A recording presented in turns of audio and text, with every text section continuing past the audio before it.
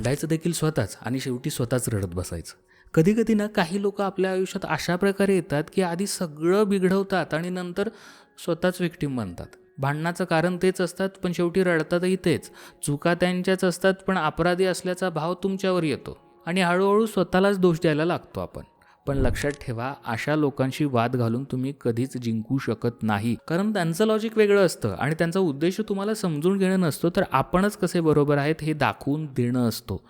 तुम्ही कितीही स्पष्ट बोला, कितीही प्रेम द्या, कितीही सावरण्याचा प्रयत्न करा, शेवटी दुःख तुमच्याच वाट्याला. म्हणजे सगळं बिघडवणारा निवांत आणि त्रास तुम्ही भोगताय. मग हळूहळू आपलं मन रिकामं होतं, आपण आतून थकून जातो, तुटतो आणि शेवटी स्वतःलाच हरवून बसतो. म्हणून एक गोष्ट लक्षात ठेवा, कितीही जवळचा असोत, कितीही प्रिय असोत, जेव्हा एखादा माणूस वारंवार तुम्हाला इमोशनल ड्रेन करत असेल, तेव्हा त्याच्यापासून अंतर ठेवणं ही चूक नाही, ती गरज आहे.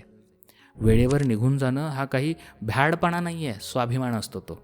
कधीकधी स्वतःला वाचवण्यासाठी काही लोकांना हरवणं गरजेचं असतं. तुमच्या नात्यामध्ये असे काही प्रॉब्लेम्स येत असतील, सल्ला घ्यायचा असेल तर माझा पेड काउन्सिलिंग कॉल बुक करू शकता. अधिक माहितीसाठी व्हॉट्सअप करा 8010093939 या क्रमांकावर.